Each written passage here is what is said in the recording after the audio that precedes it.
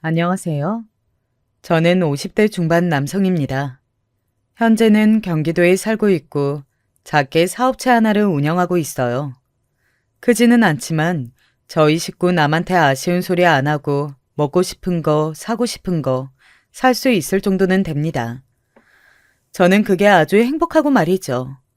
아내와는 20대 후반에 연애 결혼을 해서 지금 딸 하나를 두고 있어요. 사람들이 왜 그런 말 하잖아요. 눈에 넣어도 아프지 않다고요.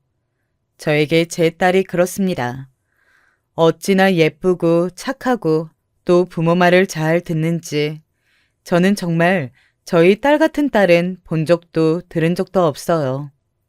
아내와도 잘 지내는 편이었습니다. 엄청나게 금실이 좋다거나 아직도 너무 사랑해서 사이가 남들이 보기엔 놀랄 정도라던가 뭐 그런 건 아니었지만 그래도 이만하면 어디 가서 사이가 좋다는 이야기는 많이 듣는 편이긴 했어요. 저희 집이 다른 집과 다른 점이 하나 있긴 했는데 그건 바로 10년째 장인어른을 모시고 살고 있거든요. 그것도 그냥 장인어른이 아니라 사고로 누워 계시는 장인어른을 말입니다. 장인어른은 10년 전에 교통사고로 흔히들 이야기하는 식물인간 상태가 되셨어요. 의식도 없으시고 그냥 잠을 자는 사람처럼 누워 계십니다. 사실 처음부터 모실 생각은 아니었는데 당시의 상황이 그럴 수밖에 없긴 했어요. 장인어른은 일찍 장모님과 사별하고 딸 둘을 키우며 힘들게 살아오셨거든요. 재혼도 하지 않으시고 혼자의 힘으로 말이죠. 저는 그런 장인어른을 늘 대단하다고 생각했고 말입니다. 그런 일이 있기 전에는 저와도 사이가 꽤 좋은 편이었어요. 사고가 있었던 날이 아직도 생생하게 기억납니다. 아내가 우는 목소리로 전화가 왔어요. 여보, 한마디 했을 뿐인데 뭔가 심상치 않은 일이 일어났구나 하는 것을 직감적으로 알 수 있었어요. 사람의 촉이라는 게 그럴 때 참 신기하더라고요.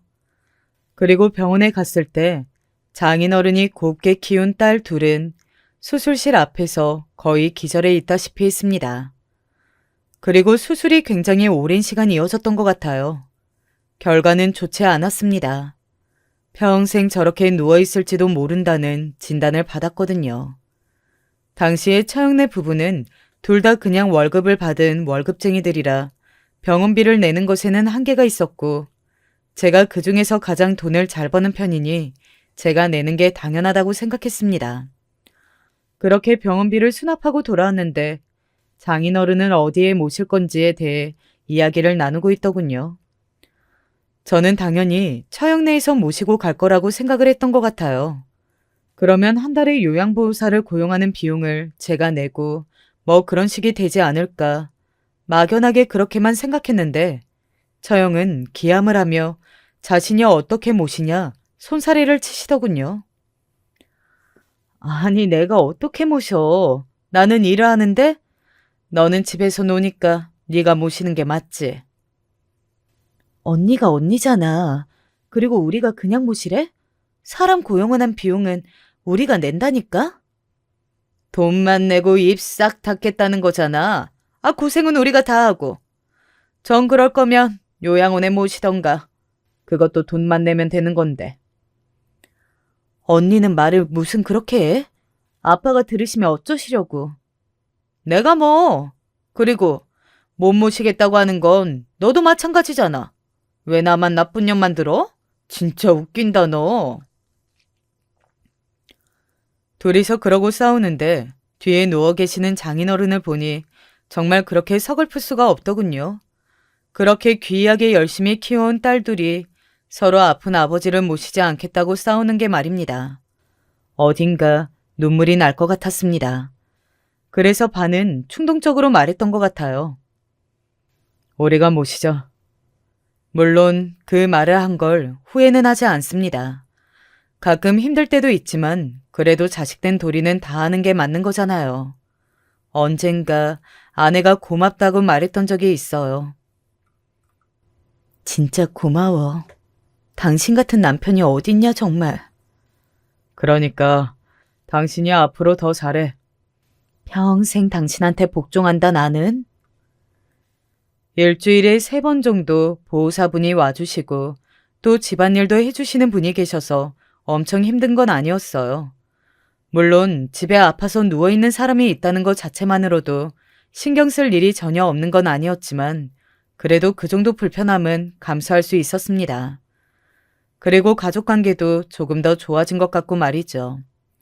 딸아이가 꼬박꼬박 누워있는 할아버지에게 인사를 하면서 어른을 공경하거나 어른을 대하는 것도 많이 배웠고 말이죠.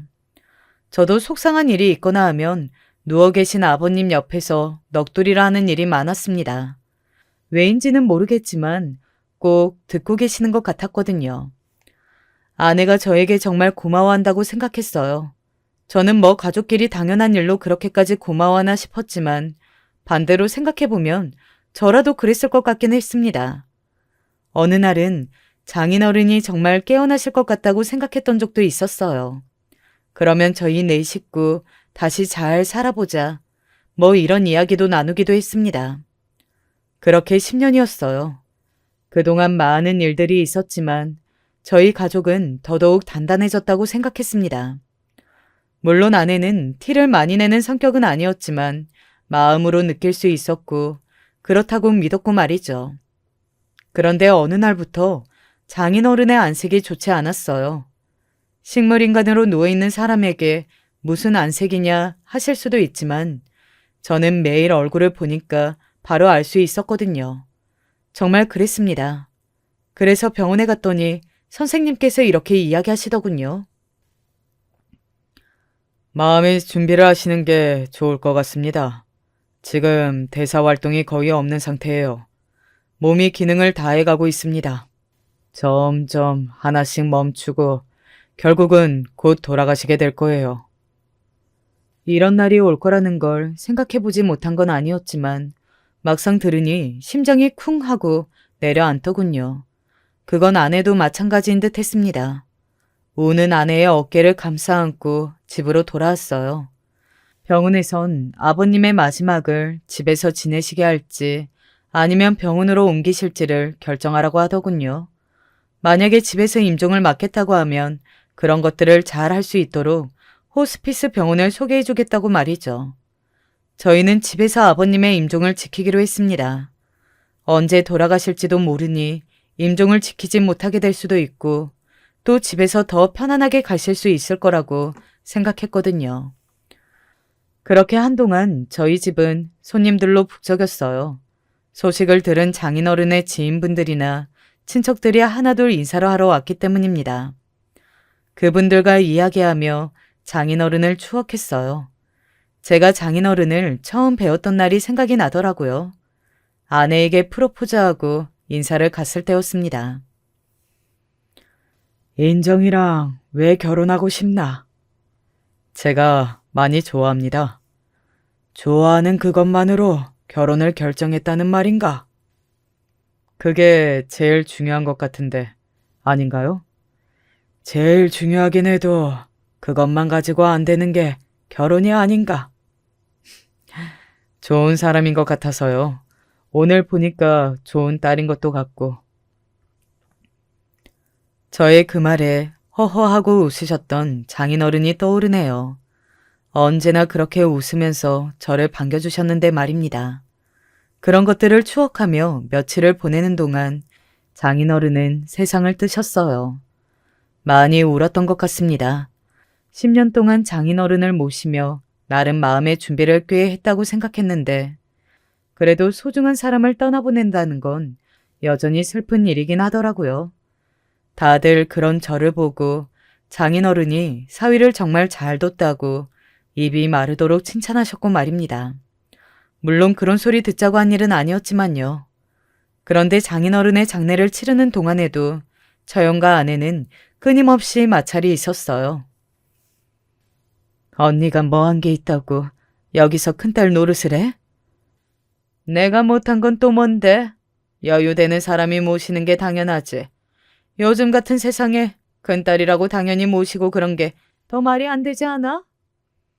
누가 지금 아버지 모시는 문제로 이래? 그럼 뭔데? 언니, 1년에 아버지 보러 몇 번이나 왔어? 아예 들여다보지도 않았잖아. 그래 놓고 슬퍼? 언니가 무슨 자격으로? 아내는 장인어른을 보러 오지 않은 처형에게 감정이 많이 상해 있었거든요. 물론 저도 그 부분은 마음에 늘 걸려있긴 했지만 그래도 장례식장에서 이러는 건 아닌 것 같아 두 사람을 말렸었던 기억이 납니다. 누가 보면 세계의 효녀인 줄 알겠어? 적어도 언니보다는 효녀가 맞지. 그렇게 말하고 서로를 노려보는 두 사람을 말리느라 얼마나 진땀을 뺐는지 몰라요. 그 이야기는 두고두고 친척들 사이에서 화제가 됐다는 이야기를 나중에 들었던 것 같습니다.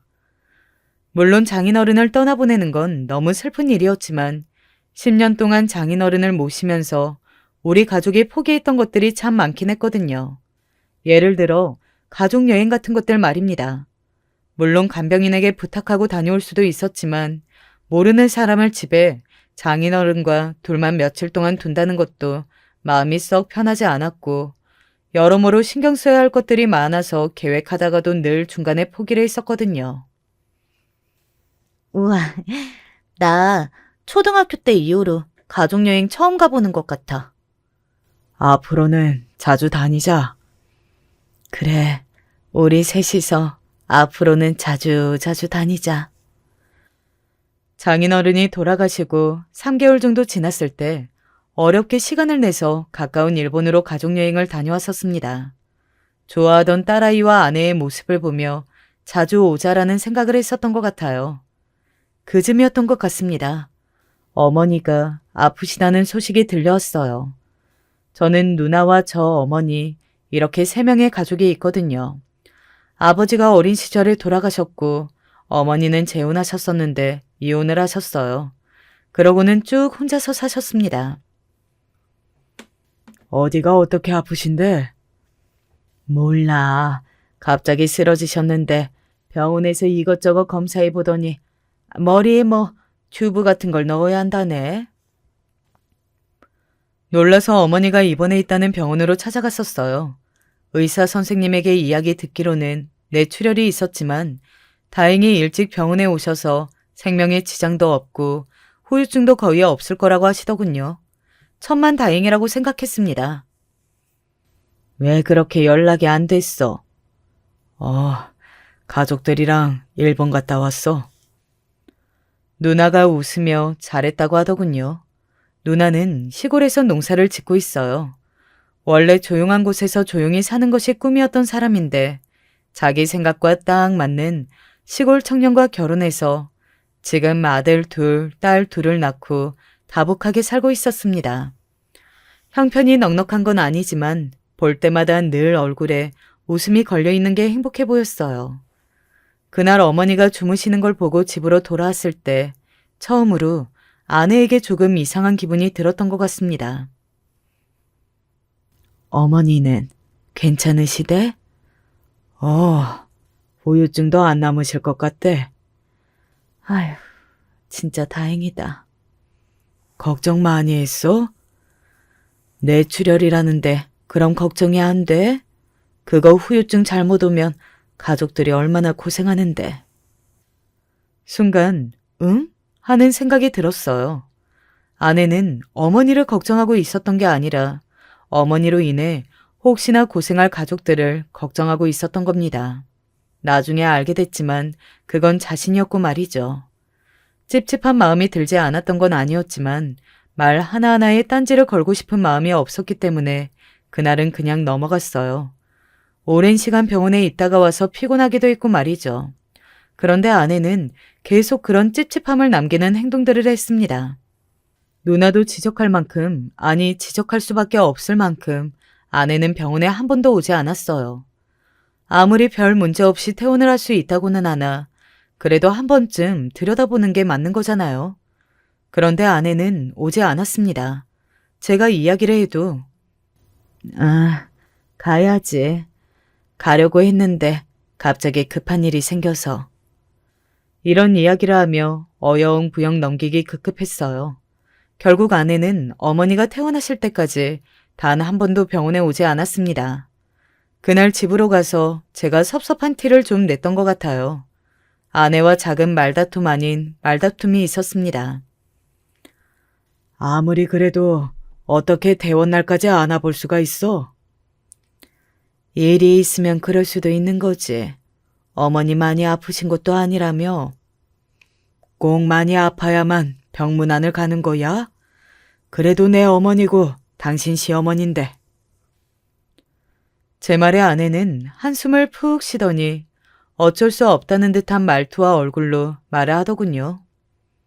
내가 다음에 어머님 집으로 갈게. 맛있는 거 사들고.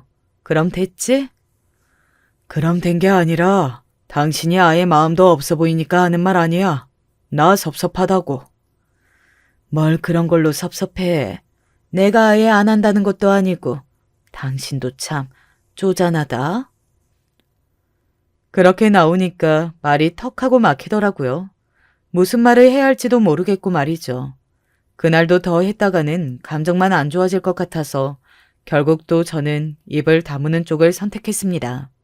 그랬으면 안 됐는데 말이죠. 지나고 보니 다 후회가 되네요. 그리고 며칠은 좀 대면대면하게 지냈던 것 같아요. 하지만 아내가 어머니를 찾아가서 음식도 해드리고 했다길래 좋게 넘어갔었습니다. 그리고 또 몇 개월이 지났어요. 어느 날 저에게 전화가 왔습니다. 왜 그럴 때 있잖아요. 모르는 번호이지만 왜인지 모르게 받아야 할 것 같고 어딘가 불안한 기분이 들 때 말입니다. 그때 그 전화가 그랬어요. 번호만 보는 건데도 기분이 이상하더라고요. 그래서 조심스럽게 받아왔습니다. 그런 불안한 예감은 늘 적중하는 게 너무 신기한 것 같아요. 병원에서 온 전화였습니다. 어머니가 쓰러지셨다고 말이죠. 지금 의식이 없으신데 보호자가 빨리 오셔야 할 것 같다고 말입니다. 어떻게 병원에 갔는지 잘 기억나지 않아요. 운전을 할 수 없어서 택시를 탔고 마치 꿈꾸는 듯한 몽롱한 기분으로 응급실 안으로 들어갔던 것 같습니다. 그리고 그곳에서 의사 선생님에게 들었던 이야기도 지금 와서 떠올려 보면 사실 명확하게 기억이 나지 않아요. 어머니가 쓰러지신 채 발견이 됐고 뇌출혈인 것 같고 늦게 발견이 되셔서 위험하시다. 수술 들어가야 하는데 빨리 동의서를 쓰시라. 뭐 대충 그런 내용들이었던 것 같습니다. 정신없이 동의서를 쓰고 수술실 앞에서 멍하니 앉아있는데 시골에서 누나가 올라왔습니다. 수술실 들어가신 지 얼마나 됐어? 누나의 그 물음에 처음으로 시계를 확인했어요. 그리고 다시 절망에 빠졌습니다. 12시간 넘은 것 같아. 오래 걸릴 거라는 걸 알고 있었지만 이 정도로 오래 걸리니 어딘가 절망적인 기분이 들더라고요. 무릎에 얼굴을 파묻고 눈물을 삼켰습니다. 누나가 그런 저의 어깨를 가만히 쓰다듬었어요. 저희 어머니는 어릴 적 남편을 잃고 정말 아차카치 안 해본 일이 없을 정도로 모든 일을 다 하시며 저희 남매를 키워오신 분이셨습니다. 저와 누나는 그런 어머니의 모습을 바로 옆에서 매일 지켜봤고 말이죠. 늘 당당하고 뭐든 다 할 수 있을 것 같았던 어머니가 늦은 밤 부엌에서 소주를 마시며 아버지를 원망하는 듯한 말을 할 때 처음으로 어머니가 너무 힘드시는구나 하는 걸 알았었습니다. 그 이후로는 속 썩이는 짓을 하지 않았던 것 같아요. 매일 말로만 했습니다. 호강시켜드리겠다고, 효도하겠다고요. 그러면서 저 사는 게 바쁘고 정신없어서 정말 제대로 된 효도 한번 하지 못했어요. 그저 한 달에 용돈을 두둑히 드리는 걸로 자식 노릇을 하고 있는 거라고 그렇게 생각했었습니다. 그런데 저 수술실 안에 어머니가 10시간이 넘는 시간 동안 누워 계시고 또 살아서 나오실지 아니실지도 모른다고 생각하니 그동안 제가 정말 어머니께 무심했구나. 나는 대체 어머니께 해드린 게 뭔가 하는 생각이 들더군요. 살아서 나오시기만 하셨으면 좋겠다. 다 괜찮으니까 살아만 계셨으면 좋겠어. 그렇게 빌고 또 빌었어요. 다 모르겠고 어머니만 살려달라고 말이죠. 못다한 효도 다 할 수 있게 한 번만 기회를 달라고요. 그런 저의 기도가 하늘에 닿았던 건지 어머니는 살아서 그 수술실을 나오셨습니다. 정말 다행히도 말입니다. 후유증이 심하게 날 겁니다. 제대로 걷지도 못하실 거고 아마 말하거나 손을 쓰는데도 지장이 있을 거예요. 가족분들이 아주 힘드시겠지만 그래도 지금은 살아서 나오신 것만으로도 기적이에요. 저와 누나는 그 자리에 주저앉았습니다. 어머니를 가장 좋은 병실에 입원시켜 드리고서는 누나랑 이야기를 나눴어요.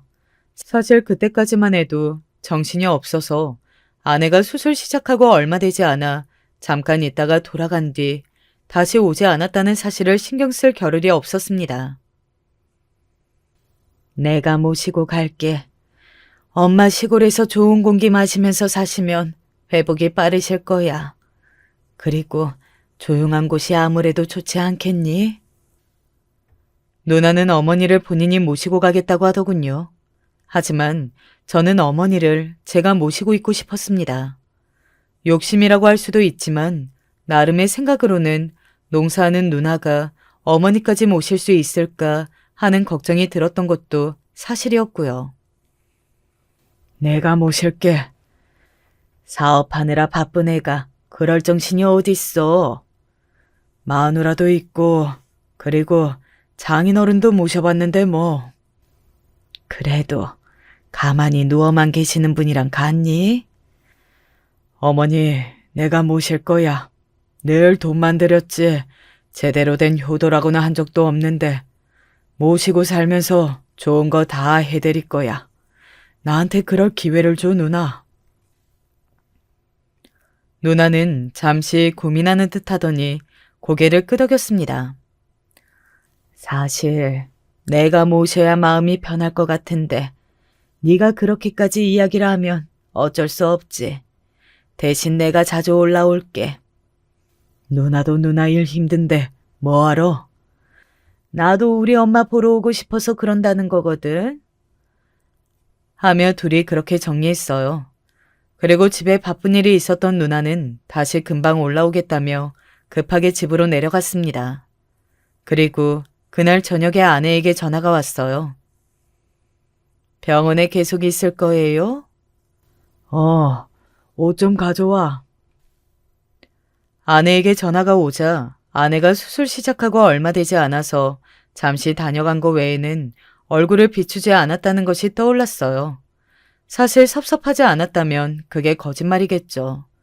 뭘 바라고 장인어른을 모신 건 아니었지만 그래도 제가 그렇게 했는데 아내는 저희 어머니에게는 관심도 없어 보이고 걱정도 하지 않은 것 같은 이 상황이 계속 마음에 걸렸습니다. 아내가 제 옷과 먹을 것들을 싸서 들고 병원으로 왔어요.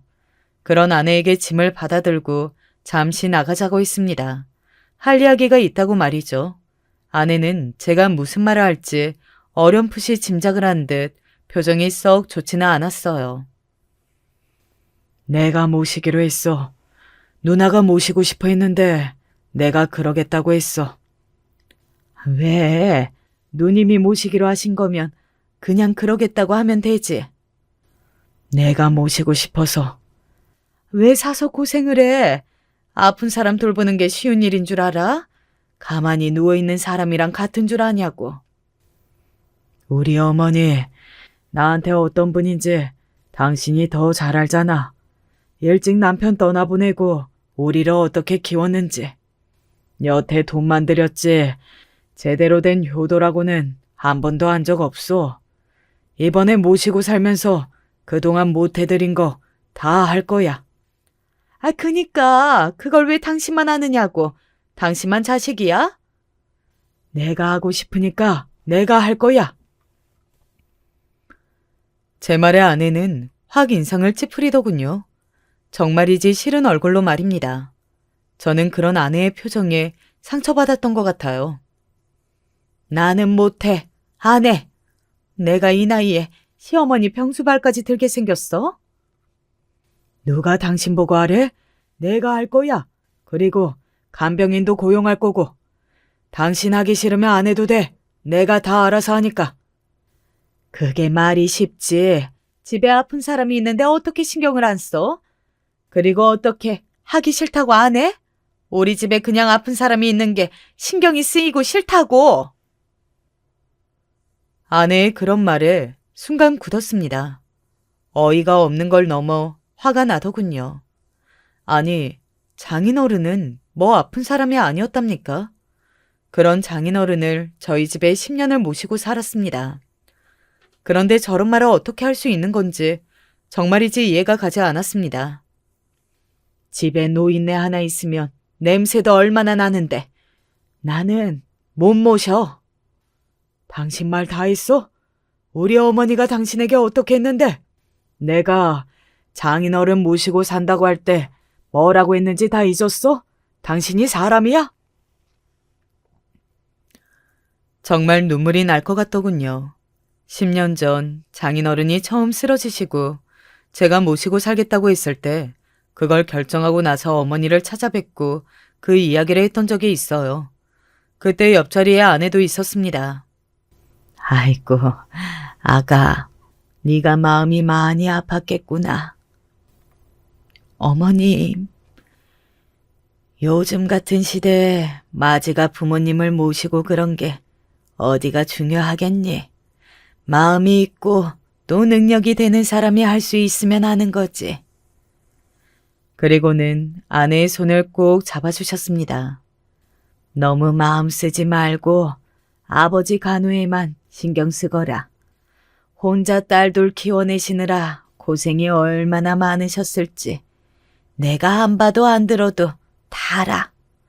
그런 분 어디 요양원이나 그런 곳에 보내고 나면 너도 속상하고 나중에 한으로 남는다. 네가 모셔. 혹시나 아들네 집에 아픈 장인어른이 있는 걸로 어머님의 심기가 불편해지실까 아내가 걱정했었거든요. 어머니는 그런 아내의 손을 꼭 붙잡고 걱정하지 말라고 한참을 다독여 주셨고 말입니다. 아직 그 장면이 제 머릿속에 선한데 아내가 어떻게 어머니를 두고 저런 말을 할 수가 있는지 이해가 가지 않았습니다. 이해하고 싶지도 않았고요. 제가 그 이야기를 하며 소리를 버럭 지르자 아내는 잠시 멈칫한 것 같았어요. 하지만 고집을 꺾지는 않았습니다. 아내는 정말 죽기보다 싫었던 거예요. 어머니를 모시는 일이 말입니다. 그래도 싫어. 안 해. 그때는 그때고 지금은 지금이야. 10년 전이랑 지금 내가 같아? 나도 늙었어 이제. 내가 당신 보고 모시래? 내가 하고 보호사도 고용한다고. 그냥 한 집에 있는 게 싫다니까? 너 진짜 사람 아니다. 소리를 지를 힘도 마음도 들지 않아 낮게 그렇게 아내를 향해 말했습니다. 그런 저의 모습에 아내는 순간 움찔하는 게 느껴졌어요. 하지만 지지 않겠다는 듯 눈을 부릅뜨고 저를 마주봤습니다. 그 순간 저는 이 사람이랑 더 이상 살 수 없겠구나 하는 생각을 했던 것 같아요. 왜 사람한테 오만정이 다 떨어진다는 표현을 쓸 때가 종종 있잖아요. 그 말이 정말 그렇게까지 공감이 되는 순간이 없었습니다. 저는 그 순간 제 아내에게 정말 오만정이 다 떨어졌어요. 얼굴을 보고 있는 것만으로도 견디기 힘들 만큼 말입니다. 저의 그런 마음을 아는지 모르는지 아내는 아주 당당하게 말을 해왔습니다. 정 그렇게 어머니를 모시고 싶으면 나랑 이혼해. 나중에 안 거지만 아내는 제가 그렇게 이야기하면 겁을 내고 물러설 줄 알았다고 하더군요. 정말 이혼할 마음은 하나도 없었다고 말이죠. 하지만 저는 아내의 그 말에 헛웃음이 나왔습니다. 아내가 그 말을 하지 않았더라도 아마 제가 먼저 했을 거예요. 그래, 이혼하자. 뭐? 이혼하자며? 그래, 하자고 이혼. 당신 지금 제정신이야? 이혼하자고? 당신이 하자며? 그니까 당신은 지금 어머니를 모시는 걸 선택하겠다는 거지? 나랑 영지를 두고? 여기서 영지가 왜 나와? 그렇잖아. 가족을 버리는 거니까. 영지가 내가 어머니를 모시면 나랑 부모 자식 연을 끊겠대. 애한테 물어봤어. 그리고 내가 어머니를 안 모시는 것도 가족을 버리는 거야. 우리 어머니는 내 가족이 아니야? 당신은 아까부터 왜 그렇게 말도 안 되는 소리만 골라서 하니, 어? 아내는 입술을 꾹 깨물더군요. 그리고는 뭔가를 생각하는 듯 한참을 아무 말도 하지 않았습니다. 제가 돌아서서 가려고 하자 저에게 다시 말을 해왔어요. 어머님이 퍽이나 좋아하시겠다. 자기 때문에 아들 부부가 이혼하는 걸 알면. 그 말에 정말 이성이 확 끊어지는 듯 했습니다. 화가 머리 끝까지 난다는 게 이럴 때 하는 말이구나 싶었어요. 그게 왜 어머니 때문이야? 맞잖아. 어머니 못 모시겠다고 하는 걸로 이혼한다고 하는 거면? 이혼 이야기 꺼낸 건 당신이 먼저고, 그리고 내가 이혼을 하는 건 당신 때문이야. 나는 지금 오늘 당신과 나눈 대화로 당신이 무슨 생각을 하고 있는지 확실하게 알았고 오만정이 다 떨어졌어. 이제 당신이랑은 어머니를 모시고 살든 아니든 부부로 못 살아. 나는 지금 당신 얼굴 보고 있는 것만으로도 구역질이 나올 것 같아. 알아? 그러고는 돌아서서 나왔습니다. 병실로 돌아가 아직 깨어나지 않은 어머니의 얼굴을 보는데 눈물이 났습니다. 정말 오열하듯 울었던 것 같아요. 많은 생각들이 폭풍처럼 몰려왔거든요. 나만 아내를 정말 소중한 내 가족으로 생각했다고 하는 생각과 왜 그렇게 바보같이 살았지 하는 후회와 평생 믿었던 사람에 대한 배신감에 정말 몸소리 쳤습니다. 아내는 그런 어머님이 깨어나실 때까지 한 번도 병원에 찾아오지 않았어요. 중간에 딸아이가 한 번 왔습니다. 그런데 딸아이는 모르는 눈치더군요. 아내도 아마 딸아이에게 이야기하기엔 부끄러웠던 모양이었습니다. 자기 아버지를 제가 10년이나 모셨는데 본인이 시어머니 모시기 싫다고 저에게 이혼을 하자고 한 사실을 딸에게 어떻게 말할 수 있겠어요? 쪽팔려서 말이죠. 할머니 깨어나시면 집으로 모실 거야. 괜찮지? 내가 안 괜찮을 건 뭐야. 그리고 당연히 그렇게 하는 거 아니야? 나는 당연히 그렇게 하는 걸로 알고 있었는데? 딸아이의 그 말이 정말 고마워서 눈물이 났습니다. 제 눈물을 보고 딸아이가 몹시 당황해 하더군요. 아빠, 왜 울어? 네가 그렇게 말해주는 게 정말 고마워서. 이게 뭐가 고마워. 당연한 건데. 할머니가 아빠 힘들게 키운 거 내가 모르는 것도 아니고. 그리고 할아버지도 모셨는데. 그러니까요. 이렇게 생각하는 게 보통 맞는 거잖아요. 아내는 이 당연한 걸 본인이 귀찮고 싫다는 이유만으로 하지 않을 거라 한 겁니다. 정말 시간이 지날수록 더 이기적이고 자신만 알고 저를 가족으로도 생각하지 않았다는 걸 점점 더 깨달았어요. 그리고 진짜 같이 살 수 없겠다는 확신도 말이죠. 저는 그날 이후로 집에 들어가지 않았습니다. 사람을 시켜 집에서 옷만 가져오게 하고 내내 병원에서 지냈습니다. 처음에는 아빠가 할머니를 너무 걱정해서 그런 걸로 생각했던 딸아이도 엄마랑 아빠 사이에 무슨 일이 있다고 하는 걸 점점 눈치를 챘는지 제 앞에서 아내 이야기를 꺼내지 않았고 말이죠. 아내는 그동안은 조용했어요. 제가 아무 액션이 없자 아마 제가 이혼을 하겠다고 했던 게 그냥 하는 소리인 줄 알았던 모양이에요. 어느 날 딸이 그러더군요. 할머니, 우리 집에서 사시는 거 아니야? 맞아. 왜? 아니, 엄마가 전에 할아버지 계시던 방을 옷방으로 만든다고 그래서 그 방에 모시는 거 아닌가 하고. 그 방은 동선이 가장 좋은 방이었거든요. 이동하기도 쉬웠고 볕도 잘 들어서 그래서 장인어른도 그 방에 모셨던 거고 말입니다. 딸아이한테 그 이야기를 듣는데 정말 열이 확 오르더군요. 딸아이에게 어머니를 봐달라 부탁하고 집에 가지러 갈 게 있다는 핑계를 대고 집으로 향했습니다. 아니나 다를까 그 방의 옷가지들을 막 옮겨놨더라고요. 저는 그 모습을 보고 다시 한번 열이 올랐던 것 같아요. 그리고 잠시 뒤 외출을 했던 아내가 집으로 돌아왔습니다. 아내는 의기양양해 보였습니다. 아마 제가 후회를 하고 백기를 들었으니 집으로 돌아온 걸로 생각했던 모양이었어요. 전혀 아니었는데 말입니다. 제가 낮은 목소리로 말했습니다. 나가. 어? 너 당장 이 집에서 나가라고. 제 소리에 아내가 정말 이제 화들짝 놀랐습니다. 그러고는 손을 덜덜 떨기 시작했어요. 아마 저의 그런 모습은 생전 처음 봤던 걸 테니 말입니다. 여보. 아내가 당황해서 저를 불렀지만 저는 화가 가라앉지 않았습니다. 내가 영지 이야기 듣고도 설마 했다. 그런데 진짜 이 방을 이렇게 쓸 생각을 하고 있었던 거야? 당신은 내 말이 아주 우습지?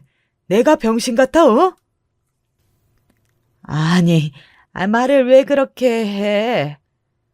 나를 병신 취급하는 게 아니면 내가 분명히 어머니 모신다고 100번은 더 말했는데 지금 이 방을 옷방으로 만드니 어쩌냐는 소리를 어떻게 해? 어? 제 그 말에 아내는 굳었습니다. 이제 확실하게 알게 된 모양이더군요. 제가 어머니를 모시는 걸 포기할 일 없고 자기와 이혼할 거라는 그 사실을 말입니다.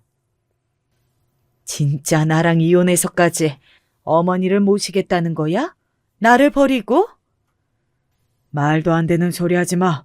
내가 당신을 버려? 당신이 나를 버린 거겠지. 내가 당신한테 그리고 당신 아버지한테 어떻게 했는데 나랑 내 어머니를 이런 취급을 해? 뭐 냄새 나서 노인네 모시기 싫어? 당신 아버지한테는 안 났나 보지? 아니, 나는 누님이 모신다고 하는데 굳이 당신이 모신다고 했다니까 그게 화가 나서. 그게 어디가 화가 나는데? 당신이 화를 낼 게 뭐가 있는데 대체? 필요 없고 나가. 나는 당신 얼굴 꼬락서니도 보기 싫으니까 나가라고. 그리고 그 방에 있는 옷들을 거실로 다 집어 던졌습니다. 아내는 그제야 저의 팔을 붙잡으며 빌듯 말하기 시작했어요. 여보, 내가 미안해. 내가 생각이 짧았어. 어머니 모실 테니까 화 그만 내. 내가 당신이랑 어떻게 이혼해? 정말이지 기가 차더군요. 하지만 저는 마음을 돌릴 생각이 하나도 없었습니다. 아내의 얼굴을 보고 있는 게 힘들었어요. 어떻게 그런 사람이랑 한 집에서 살 수가 있겠습니까? 나 그냥 하는 말 아니야. 나는 너랑 못 살아. 그러니까 나가. 못 나가. 나는 못 나간다고. 저는 그런 아내를 잠시 바라보다가 안방에 가서 제 짐을 쌌습니다. 아내가 나가기 싫다면 제가 나가야죠. 저는 아내와 같이 살 수 없으니까요. 아내는 그런 저를 붙잡지도 못했어요. 겁먹은 얼굴로 그저 저를 바라볼 뿐이었습니다. 저는 집을 나와 병원에 머물면서 어머니와 저 그리고 딸아이가 살 수 있는 주택을 알아보기 시작했어요. 그 전집은 1층이긴 했지만 아파트였거든요. 그런데 생각해보니 어머니같이 재활도 필요한 상태면 전원이 있는 주택이 낫겠다 싶더라고요. 잘됐다 싶었습니다. 빠르게 알아봤지만 그래도 괜찮은 집이 있어 서둘러 계약하고 동시에 이혼 소송도 준비했어요. 그리고 이 모든 사실을 딸아이에게 말했습니다. 딸아이는 굉장히 충격을 받은 듯 했어요. 자신의 엄마에게 말이죠. 엄마한테 아빠랑 산다고 했어. 네 엄마가 그러라고 하든? 엄마 의견이 무슨 상관이야. 나 너무 실망했다고. 엄마랑 같이 못 살겠다고. 아빠랑 할머니랑 살겠다고 했어. 그랬더니 뭐라들? 오해라고 그러면서 미안하다고 하는데 나도 너무 실망해서 그런 말은 들리지도 않았어. 딸아이는 아내에게 정말 인간적으로 실망한 듯 보이더군요. 그리고 그걸로 인해 상처도 많이 받은 듯 보였고 말이죠. 그런 딸아이를 보는 제 마음도 아팠습니다. 미안하다. 아빠가 뭐가? 괜히 어른들 일에 자식이 상처받은 것 같아서 부모로서 어른으로서 미안해. 제 말을 듣고 딸아이가 울었던 게 기억이 납니다. 그 눈물을 보며 아내가 더더욱 원망스러웠어요. 본인의 이기심으로 가족을 저버린 아내가 말입니다. 어머니가 깨어나시고 한동안은 정말 정신이 없었어요. 어머님이 깨어나셨다는 기쁨의 말입니다. 어머님은 아내가 오지 않는 것에 대해 궁금해하시는 듯 했지만 제가 말하지 않으니 묻지 않으셨어요. 딸아이도 엄마 이야기를 하지 않은 걸 보아 그냥 대충 짐작은 하시는 걸로 보였어요. 누나에게는 다 털어놨습니다. 누나도 분노하더군요. 아내를 정말 좋아했거든요. 요즘 그런 아이 없다면서 늘 칭찬했고 말이죠. 누나는 아내에게 화를 내면서도 저에게 미안해했습니다. 내가 그냥 어머니 모신다고 더 강력하게 이야기를 할 걸 그랬나 보다. 아니야. 그랬어도 내가 모신다 했을 거고 나는 아내가 그런 사람인 줄 몰랐던 채로 사는 것도 싫어. 제 말에 누나가 공감하는 듯 고개를 끄덕였습니다. 그렇게 저희 집 식구들 상황은 다 정리가 되었어요. 그런데 아내는 자신의 언니에게 이 모든 이야기를 하지 않은 것 같더라고요. 오랜만에 저에게 전화가 와서 가족끼리 식사나 하자는 처형의 말에 이런 일이 있어서 지금 이혼 절차를 밟고 있다고 하니 상당히 놀라더라고요. 나보고 양심 없다고 그 난리를 치더니 지가 더 없었네. 내가 대신 미안해. 라는 이야기를 들었습니다. 그렇게 모든 사람들이 다 알게 되었어요. 아내의 본 모습을 말입니다. 아내에게 계속해서 연락이 왔지만 받지 않았습니다. 아마 이혼 소장에 도착한 모양이라고 생각했어요. 집은 급하게 구한 것 치고 아주 좋았어요. 작은 정원이 딸린 1층 단독주택이었습니다. 그 전 집주인 분들이 원래 본인들이 평생 살 생각으로 지으셨는데 외국을 나가게 되어 내놓으신 거라고 하더라고요. 그 말에 맞게 집은 정말 정성 들여 지어진 티가 많이 났습니다. 무엇보다 동선이 너무 좋아서 아픈 사람에게 좋아 보였어요. 어머니도 무척 마음에 들어 하셨고 딸아이도 너무 좋아했고 말이죠. 어머니가 퇴원하고 이사를 하고 한동안은 현실을 잠깐 잊고 살았던 것 같습니다. 아내와 제가 이혼 소송 중이라는 사실도 말이죠. 그런데 피할 수 없는 날이 다가왔어요. 첫 번째 재판일 말입니다. 사실 합의를 시도하지 않은 건 아니었어요. 하지만 아내는 끝까지 저와 이혼을 하지 않겠다는 의사를 밝혀왔습니다. 자기가 먼저 어머니랑 살면 이혼을 하자고 할 때는 언제고 아주 완강하게 이혼을 하지 않겠다고 하더군요. 그런 이유로 이혼 소송을 하는 건 너무한 거 아니야? 굳이 이혼까지 해야 하냐고. 이혼을 하자고 먼저 이야기한 건 당신이잖아. 그땐 나도 욱해서 그런 거지. 진짜 하자는 말이 아니었잖아. 나는 진짜 할 거야. 아내는 재판에서도 절대 이혼하지 않겠다는 뜻을 밝혔어요. 하지만 제가 장인어른을 10년간 모셔왔다는 것, 그런데도 아내가 저희 어머니를 모시기로 거부한 것들이 법정에서 저에게 유리하게 작용을 했어요. 아내도 돌아가는 상황을 보고 안 되겠다 싶었는지 다시 한번 저에게 빌러왔었습니다. 여보, 나는 당신이랑 영재 없이는 못 살아. 우리 너무 좋았잖아. 행복했잖아. 그 시절로 다시 돌아가자, 응? 나랑 당신은 다시 절대로 그 시절로 돌아갈 수 없어. 이미 나는 당신 마음을 다 알아버렸는데 어떻게 몰랐던 대로 돌아가? 당신이 어머니랑 둘이 있을 때 당신이 속으로 무슨 생각을 할지 나는 내내 생각할 텐데. 아내는 그 말에 대답하지 못하더군요. 결국 아내는 합의를 요청했습니다.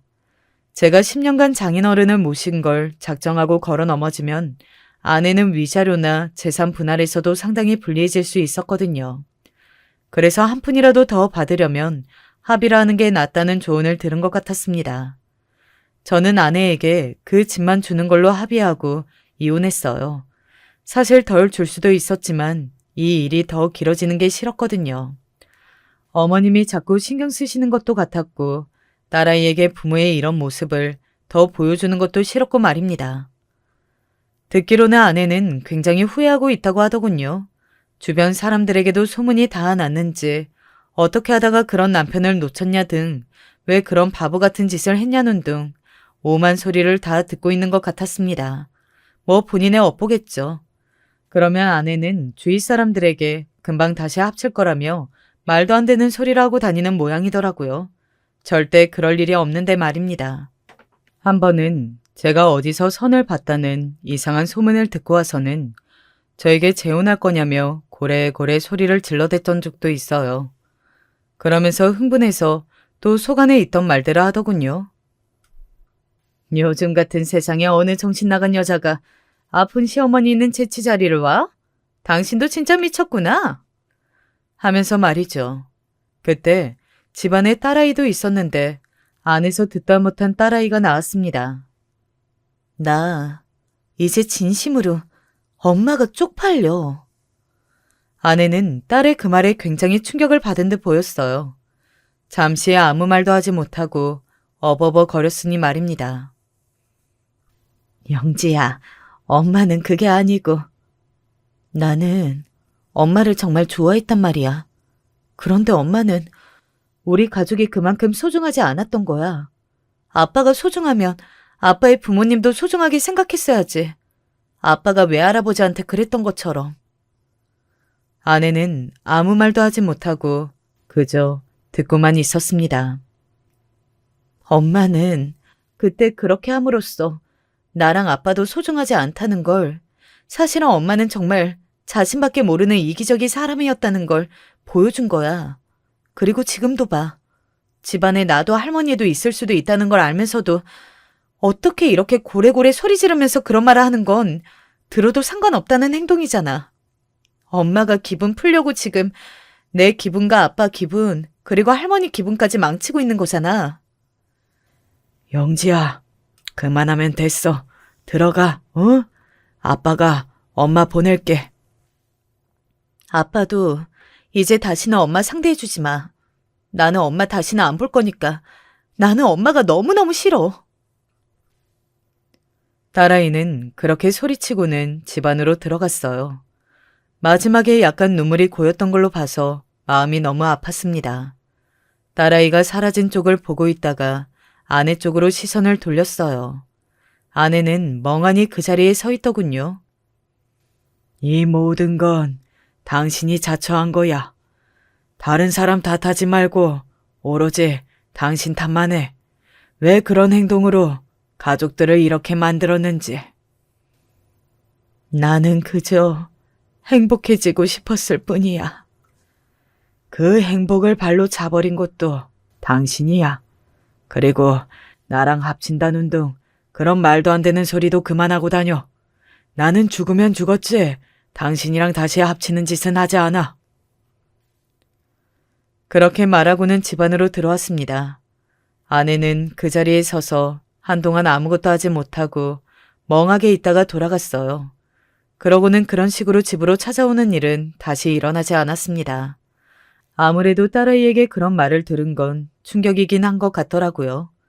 제가 제일 힘들었던 건 저런 식으로 찾아와서 난리를 치는 아내도 아니었고 제가 아내에게 느낀 배신감도 아니었습니다. 아픈 몸으로 자신의 탓을 하는 어머니였어요.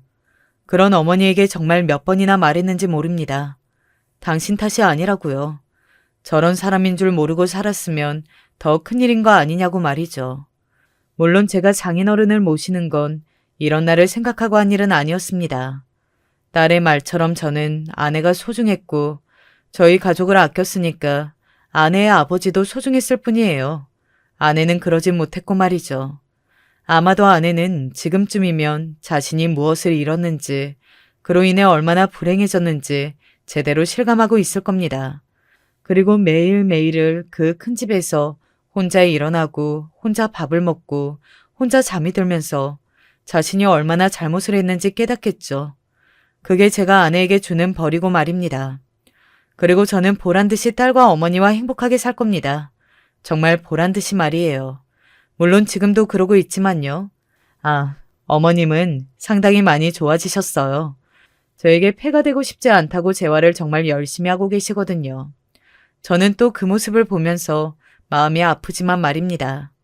제 이야기는 여기까지입니다. 이야기하고 보니까 정말 큰일을 겪어내긴 했네요. 그리고 되새기면 되새길수록 아내를 용서할 수 없고 말입니다. 아마 시간이 꽤 흐르더라도 저나 딸 그리고 어머니의 가슴에 이 일은 상처로 남아있겠죠. 그럼에도 불구하고 함께하면 행복할 수 있을 거예요. 이야기가 너무 길어졌네요. 나이가 드니 요즘 더 쓸데없는 말들을 하게 되는 것 같아요. 긴 이야기 들어주셔서 너무 감사합니다. 추운 겨울 늘 몸조심하세요. 안녕하세요. 저는 지금 분노로 인해 일이 손에 잘 잡히지 않고 멍하니 하루하루 살고 있는 40대 남자입니다. 요 근래 어떤 정신으로 살았는지 모르겠지만 그동안 몇 없는 친구놈들 만나서 위로도 받고 다른 지인들에겐 제 상황을 알릴 수 없어 쥐죽은 듯 지냈어요. 저도 이제 좀 살고 싶어서 이런 글도 다 써보게 되었어요. 다소 감정적인 상태로 쓰는 거라 저도 몇 번이나 흥분해서 적을 수 있지만 가급적 제 불안정한 상황임을 이해해 주시고 읽어 주셨으면 감사하겠습니다. 저는 한창 결혼 생활을 하고 있던 와중에 계속 미루고 미뤘던 어선 관련 일을 결국 감당하게 되었어요. 웬만하면 하지 않겠다고 용을 써봤지만 제 상황상 안 할 수가 없는 상황까지 밀려나가다 보니 그런 결론을 내릴 수밖에 없었어요. 그때 전 결혼 8년 차였고 무려 2년이라는 시간 동안 나가 있게 되었는데요. 이때 부모님 걱정도 많으시고 처가 쪽에서도 염려가 많으셨죠. 가장 걱정이 많았던 건 바로 아내였을 거고요. 될 수 있는 한 미뤄봐라. 꼭 그렇게 가야겠냐고 했지만 이미 결정나버린 걸 어떡하겠어요. 그래도 우리는 연애를 포함해 10년이 넘는 시간 동안 긴 유대 관계를 유지했으니 그런 와중에 건강히 잘 타고 돌아올 수 있기를 바랄 뿐이었죠. 당신, 아무쪼록 잘 다녀와. 나도 계속 어선 관련된 일만 검색해보고 있지 뭐야. 당신처럼 물 싫어하고 즐겁하는 사람이 어찌 적응할지 나도 잠이 안 와. 아내 말처럼 전 멀미도 심한 데다가 배 안에 서 있는 그 군계 질서에 아주 질색하는 사람이에요. 이 부분에선 어선을 타기 전부터 이미 숱하게 알아왔던 부분이고 아니까 더더욱 가기 싫어지더군요.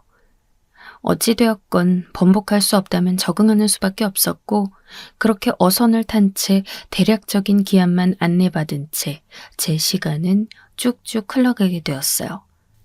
당시 별일 다 겪고 도대체 어떻게 그 시간들을 견뎠는지 군대 2번 간 것과 다름없는 육체적, 정신적 소비가 있었어요. 전 배를 타고 지내는 동안 우리 가족들이나 아내의 꿈을 몇 번이나 꾸겠구나 생각했는데요. 생각보다 그렇지도 않더라고요. 왜냐하면 이미 배 안에서의 일정은 너무 빡빡하고 그 안에서도 정치가 있다 보니 내내 긴장하고 살 수밖에 없었어요. 가끔 외려 악몽이나 안 꾸면 다행이었지. 저에게 있어 좋은 기억의 기반이 되어주는 가족들이나 아내는 안 나오더라고요. 그 힘든 배 위에서 이건 거의 사치를 바라는 수준이었다고 보는 게 나을까요? 아무튼 그렇게 힘겹게 배를 타는 동안 해외로도 넘어가고 말 안 통하는 사람들과의 시간도 답답하게 보내고 중간중간 집과 연락도 해가면서 그렇게 버티게 되었어요. 말 그대로 버티는 것뿐이고 그에 못지않게 보수를 벌었냐고 하면 또 그것도 맞긴 해요. 저도 엄연히 그런 부분에서 유혹이 없진 않았다고 봐야 할 테니까요. 아무튼 이렇게 되새기는 자체로도 저에게 상당한 불쾌감과 트라우마로 남아있는 것이 바로 어선을 경험했던 때예요. 어찌됐든 시간은 계속 흘러간다고 저는 해당 시기를 마치고 다시 저희 집으로 돌아왔고요. 사실 엄청나게 그리웠던 건 초창기였고 점점 시간을 채워갈 때에는 집에 돌아간다는 실감도 잘 안 났었어요. 그래도 일단 돌아가면 제일 먼저 부모님 뵙고 어머니 밥도 먹고 싶고 아내 무릎에 누워 이런저런 얘기도 하고 싶었어요. 나 이런 일이 있었고 솔직히 이렇게 집에 와 있는 게 아직도 체감이 안 난다 등등의 얘기들을 쌓아두고서요. 돌아올 무렵이 되니까 이것저것 생각들이 돌아오더라고요. 제 몸도 본능적으로 감지를 했는지 그런 일말의 준비를 하는 게 느껴졌어요. 그렇게 막상 집으로 돌아오니까 익숙했던 집의 모양인데도 불구하고 되게 낯설고 달라진 게 하나도 없는 것 같은데도 뭔가 변한 구석이 느껴지더라고요. 집이 뭔가 우리 집 같지 않네. 나만 그렇게 느끼는 거겠지? 이런 말을 저도 심호흡하고 꺼냈는데 아내는 그냥 대답 없이 눈을 휘둥그레 뜨기만 하더라고요. 우리도 얼굴을 제대로 마주한 건 2년 만이었으니 서로 나름 외견상으로는 약간의 차이가 있었던 것 같아요. 안 본 사이 아내는 흰머리가 늘어있더라고요. 저보다 5살이나 어린 아내인데 아무래도 여자들은 남자들보다 노화가 좀 더 빠른 건지 아이도 안 낳은 사람이 약간 피로해 보이고 주름도 생긴 게 보였어요. 저희 누나는 아기를 낳고 그렇게 빠르게 머리가 빠지고 주름도 늘고 팍팍 늙는 것 같다고 하더라고요. 누나가 30대 후반에 늦지막이 아이를 낳아 더 고생한 것도 있고 말이죠. 우리 부부는 8년 차가 되던 무렵까지 아이가 안 생겼고 그러던 와중 제가 어선에 오르게 되니 차라리 다행이다 싶었어요. 만약 어선 타기 직전에도 늦지막이 아이가 생겼다면 저 없는 동안 아내 혼자 임신 출산 시기를 거쳐 외로운 육아를 해야 했을 테니까요. 그런데 이때 아내는 제가 미리 집에 온다고 전화로 알렸음에도 불구하고 몸이 어디 안 좋은지 도통 표정도 좋지 않고 되게 기력이 없더라고요. 제 딴에는 나름 아내가 반겨주기도 하고 고생 많았다며 등도 두드려주고 제가 좋아하는 부대찌개 정도는 만들어주지 않을까 싶었어요. 전화로도 제가 이미 먹고 싶다고 말을 했는데 그때도 약간 피곤하다고 짜증스럽게 말하긴 했거든요. 저기 당신 몸이 안 좋아? 기분이 별로 안 좋아 보이네. 그런데 우리 이렇게 만난 게 얼마만인데 나 얼른 씻고 나올게. 나가서 우리 뭐라도 맛있는 거 먹을까? 일단 저만큼이나 아내도 저 없이 혼자 지내느라 쉽진 않았겠다 싶었고 약간 찜찜한 기분을 갖고 얼른 씻고 나갈 채비를 했어요. 그런데 여전히 아내는 제가 알던 평소 모습과는 다르게 무기력한 얼굴로 미동도 없이 있는 거예요. 분위기도 영 좋지 않고 하나밖에 없는 남편이 집에 왔는데도 저를 대하는 모양새를 보고 있자니 저도 점점 기분이 좋지 않더라고요. 당신 무슨 일 있어? 뭔 일 있다고 해도 그래도 내가 이렇게 왔는데 좀 반겨주고 그러는 기색도 없어. 나 좀 많이 서운하네. 가뜩이나 많이 지쳐있고 피곤하고 괜스레 저도 애처럼 서운이 밀려오니 이런 말 저런 말 늘어놓게 되더라고요. 그런데 이런 말에도 딱히 반응이 없고 그냥 듣는 둥 마는 둥 하기에 그래서 많은 이들이 결혼 생활 중 공백이 생기는 걸 염려하나 보다 싶었어요. 이제 깨달아야 달라지는 것도 없고 아무튼 기분이 안 좋아서 저도 거실 쪽에 벌러덩 누웠는데요. 이때 저는 다소 당황스러운 풍경을 발견하게 되었어요. 순간 제가 느꼈던 그때 분위기란 이거야말로 배에서 지내던 생활 이상으로 저에게 트라우마가 된 게 아닐까 싶어요. 실제로 아직도 이때 문을 열어보던 저의 그 떨렸던 마음이라든지 눈으로 확인하게 된 장면이라든지 많은 것들이 제 가슴을 때리고 불안하게 하니까요. 거실 TV 바로 옆에는 안방이 있는데 거길 슬그머니 열어보고 그대로 기절초풍할 뻔했거든요. 누나라도 다녀간 건가 잠깐 몇 초 착각할 뻔했는데요. 안방 안쪽에는 자그마한 침대가 있고 거기에는 웬 애기가 꿈틀거리는 거예요. 이 광경이 도대체가 당장 눈으로도 들어오지 않고 이해할 수 없는 게 맞잖아요. 우리 집에 애기 소리가 들릴 일은 천지가 개벽해도 없어야 하는데 말이죠. 순간적으로 저는 아내에게 물어봤고 아내는 그런 저를 흘끔 보더니 일어나서 그냥 안방으로 들어가는 거예요. 애기, 잠깐만 있어봐. 이러면서 별 말도 안 하고 들어가서 애기를 안아 올리는 거예요. 딱히 울거나 그러지 않아서 저도 누운 채로 비스듬히 보지 않았으면 몰랐을 거예요. 제이야, 그 애기는 뭐야? 물어보잖아, 내가. 이렇게 재차 묻는데도 아내는 시원스럽게 답을 안 하는데 저는 점점 이런 분위기가 짜증스럽게 느껴지기 시작했어요. 대체 나를 뭘로 보는 건지. 오랜만에 들어와서 하나도 알아들을 수 없는 풍경에 고립된 것 같더라고요. 아니, 뭐냐고 대체. 대답 좀 해봐. 누가 애기를 잠깐 맡아달라는 거야? 뭐 이런 것도 말을 안 해주고 그래. 그 뭐야, 영주 시내라도 다녀간 건가? 누가 맡긴 거야? 여기서 영주 씨는 아내의 오랜 절친이었어요. 거기도 우리처럼 아기가 간절했는데 우리보다는 적은 시간을 들여 시험관 시도를 하고 있었거든요. 아무래도 아내 지인 중에 생각날 법한 사람은 그 정도밖에 없었으니까요. 그런데 아내가 아기를 안고 제 쪽으로 오지 않고 자꾸 주방으로 빙 둘러서 멀리 돌아가더니 웬 익숙치도 않아 보이는 젖병을 들고 먹이는 거예요. 그러더니 다시 제 쪽으로 오더라고요. 제가 엄청 재촉하는 데다가 계속 대답을 안 하는 자신을 노려보듯 하고 있으니까요.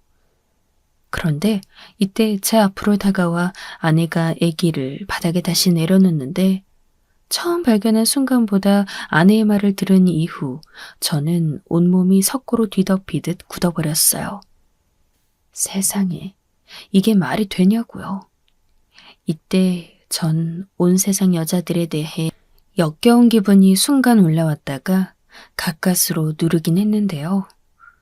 아니, 그냥 인간이라는 존재 자체가 냄새나고 더럽게 보이더라고요. 말은 할게. 일단 이렇게 되었으니까 말이야. 뭔 말이야? 알아듣게 좀 설명해봐. 그게 내 얘기야. 여러분들이라면 이런 말을 듣고 납득이 가실 수 있겠나요? 어지간한 남자라면 정말 정신이 돌아버리지 않겠습니까? 2년이나 험난한 시간을 배 위에서 정말 역겹고 또 역겨운 멀미를 거듭해가며 온갖 생사 현장을 보고 왔어요. 가기 싫어 죽겠지만 우리 둘의 삶을 위해 다녀온 거고 아내도 저 못지않은 염려와 함께 힘겹게 동의하며 제 등을 두드려줬었어요. 우리가 만난 지 한두 달도 안 된 사이도 아니고 무려 연애 기간 도합 결혼을 해서 제가 배 타고 돌아온 기간까지 총 12년이라는 시간이 우리 사이에 있어요. 그런데 무슨 본인이 성경에 나오는 마리아도 아니고 저 없이 어떻게 아기를 낳아왔다는 걸까요? 이때 빠르게 머릿속으로 생각이 착착 정리되진 않았지만 아무튼 저 말만 듣고 봐도 상대가 제가 아니란 건 바보가 아닌 이상 알 수 있잖아요. 제이 너. 저는 누워있다가 일어나서 어정쩡하게 걸터앉은 상태로 말을 잇지 못했어요. 이게 다 뭔 얘기냐? 너 미쳤냐?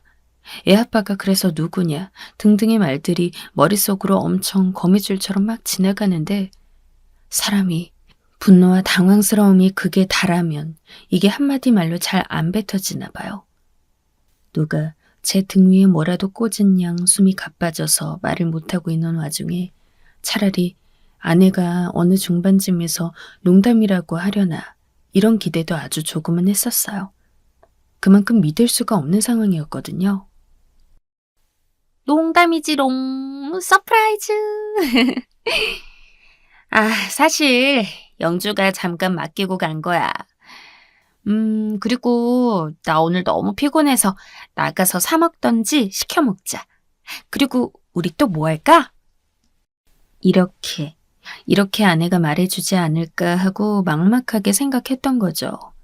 제 이런 일말의 희망과도 같은 상상은 조금도 수면 위에 떠오르지 못한 채로 아내는 뭔가 입을 열기 시작했어요. 저는 이때 제가 왜 집으로 이날 멀쩡히 걸어 들어온 건지 모르겠더라고요. 아내는 대체 누구를, 뭘 위해 이 집에서 기다리고 있었던 건지도 이해가 안 가고요. 네, 애야. 저기, 이제 막 38일 된 애기야. 내가 낳은 애기라고. 솔직히 전 이 이후로 아내 입에서 제 친구 이름이 나올 때까지는 어느 시점에선 아내가 뻥 하고 농담이란 말을 터뜨리겠지 하고 바라보고 있었어요. 그런데 그렇게 희망적이면서도 한편으로 멍청하게 느껴지는 상상의 나래의 시간도 길지 않더라고요. 저기 당신 그대로 움직이지 말고 설마 나 때리거나 하지 않을 거지? 이때부터 불안한 조짐이 보였어요. 아내는 장난으로 저런 말을 하지 않아요. 제가 그런 손찌검을 해본 역사도 없는데 아내는 진심으로 뭔가를 두려워하면서 말하는 게 느껴지더라고요. 이때 저도 동공이 엄청 커지면서 침이 쓱 넘어갔어요. 일단 언제건 말해야 했으니까. 그게 정철 씨. 순간적으로 저는 말을 딱 자르고 물었어요. 정철이? 정철이 뭐? 걔가 왜? 정철이가 왜 나오는데? 거의 비정상적으로 무슨 버튼을 잘못 누른 것 마냥 연신 물어대는 저에게 아내는 순간적으로 몸을 움찔거리며 고개를 거북이 마냥 확 수그리더라고요. 아마 제가 손이라도 될 거라고 생각했나 봐요. 대체 일평생 장난으로 밀어본 적도 없는 저를 대상으로 저렇게 몸을 움츠리고 사려야 할 만큼 뭐가 그렇게 무섭고 어려운 걸까요?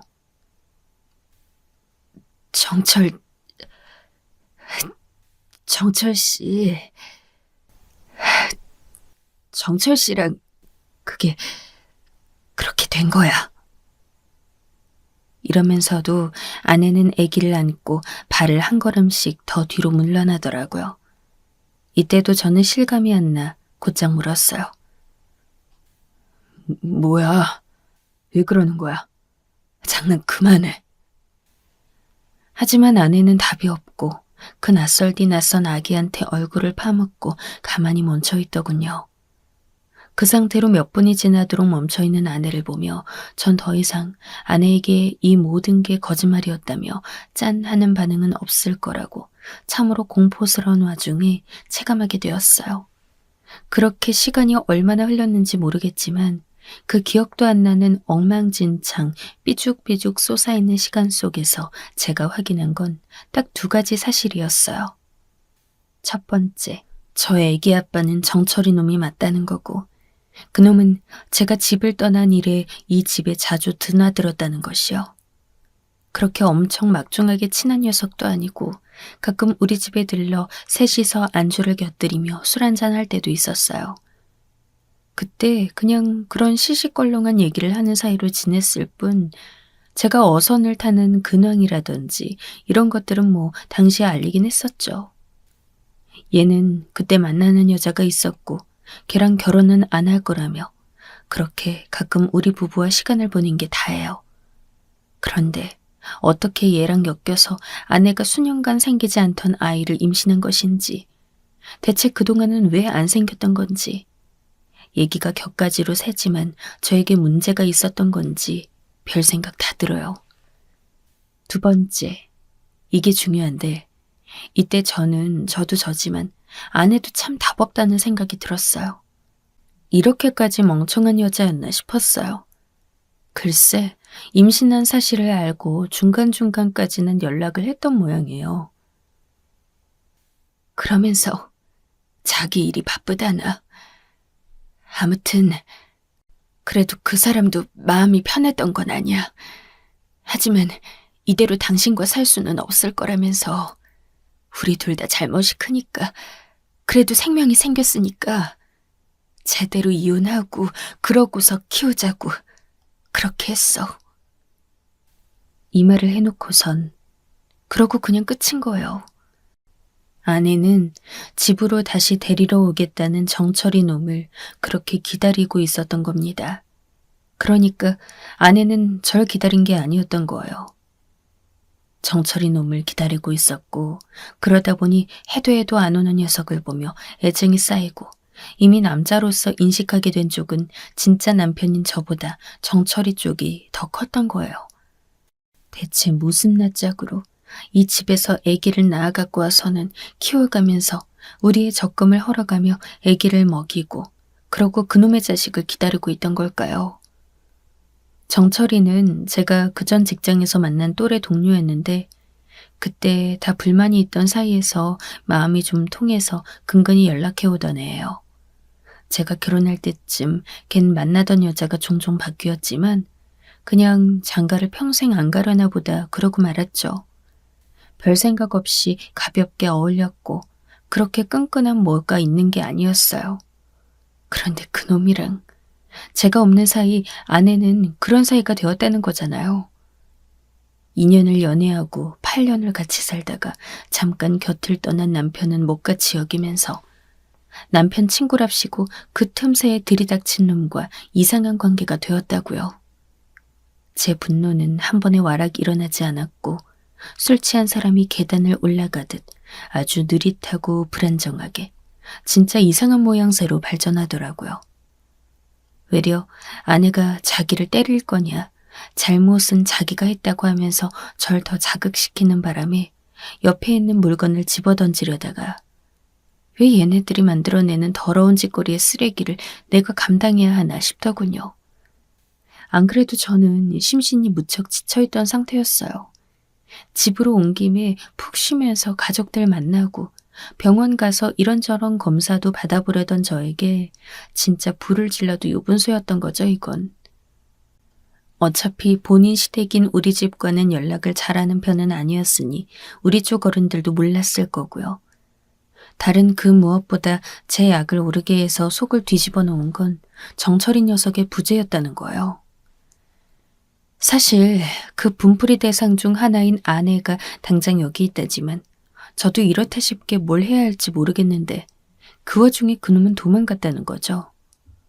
저는 배에서 내려와 평평한 평지에 있음에도 불구하고 멀미가 오르고 몇 미터 높이의 파도를 넘실거리듯 정말 죽을 것 같은 기분이 되었어요.